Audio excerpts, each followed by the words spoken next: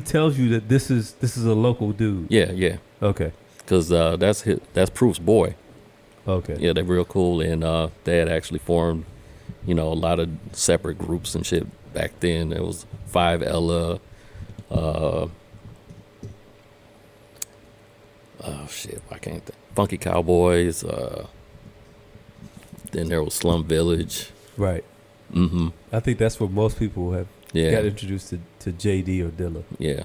Mm-hmm. So my introduction through the hearing it was actually sitting in front of the Rhythm Kitchen in the car with those dudes that night.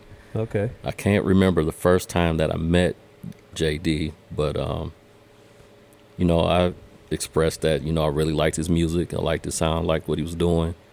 And I'm pretty sure I gave him a mixtape because I was making mixtapes and I was selling them when I was at school up at Michigan State. Yeah. And they were carrying them at the hip hop shop in Detroit. Okay. So so my shit was there alongside the DJ Clues and the Tony Touch and all this other stuff, everybody else that was out at the time. And that kind of built me up a little bit back in the city. Okay.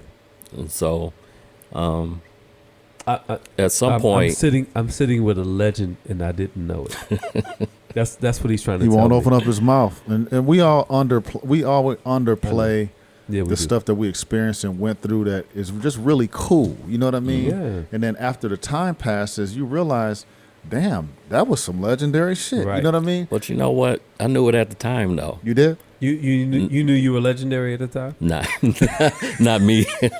I knew I was experiencing some one-of-a-kind legendary shit. Yeah. Because I was there when Eminem was murdering people on the freestyle scene. Okay.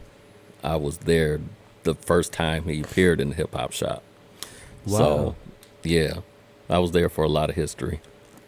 Tone, I get defensive when people talk shit about Eminem.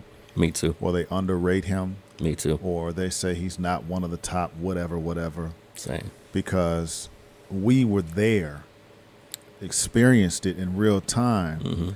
And I know that the scene in the 8 Mile movie, it wasn't a scene.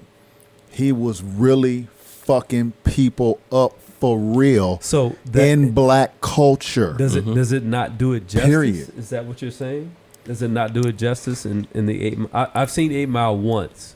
So do I need to go back and view it again with the idea that, like I always tell people, if you want to know what my life was like back then, you can watch that movie. Yeah. I've spoken to DJ Head, and he says he's never seen this motherfucking movie. And he's Eminem's tour DJ. It was his first tour DJ. Is he doing himself an injustice by not seeing the movie? No, because he lived it. That's what I was going to say. Does he feel like I don't have to? That's how he feels because I lived. Yes, that's how he feels. All right. Fair enough. It was a very accurate depiction of the scene. Like some of the names were changed of the spots. Yeah, sure. Some of the names of the people involved were changed. It's very much like, honestly, for a guy that's I'm not a big hip hop dude. I'm more of a just outside of hip hop music dude. Mm-hmm. But when I listen to interviews about like Purple Rain, which I'm not crazy about, I think Under the Cherry Moon is a better movie. But no, you're crazy. No. But for different reasons. It's not. Neither one of those are Academy Award winners.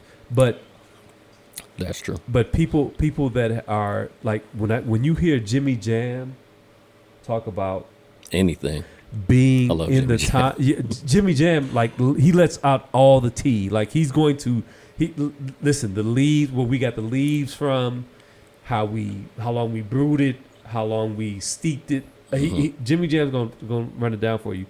When you listen to his interviews, you're like, it doesn't do it justice. When you think about like how Purple Rain, or even in your case, you go 8 Mile, you're like, no man, like that's a microcosm of how Detroit hip hop was running at the time. I don't really feel that way. It was real. It was accurate. It was I feel it represents, fairly well. It's an actually, especially coming from Eminem's perspective. Yeah, I see. Yeah, not mine, of course. Let me tell you, because we're different people. But yeah, sure. We're so I didn't even connected. get to the story yet, though. I'm gonna shut up. I'm gonna get you back. But just real quick I'm pause. gonna let Tone speak. Real quick pause. No, you're not. We're still on Eminem. I am. We're still on 8 Mile. But since we're talking about 8 Mile, I got to get this in.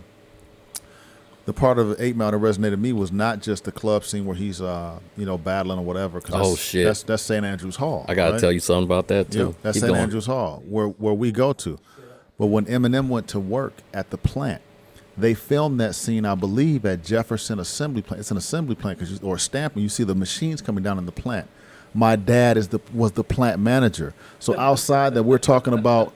My dad was an executive at Chrysler, and he was a Chrysler employee. Mm-hmm.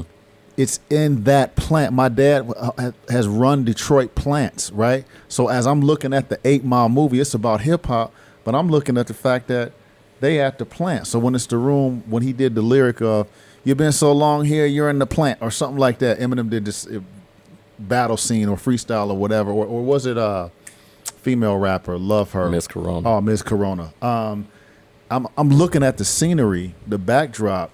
I'm like, that's the real plant. I fucking work there. My dad managed there. This is not a hypothetical thing.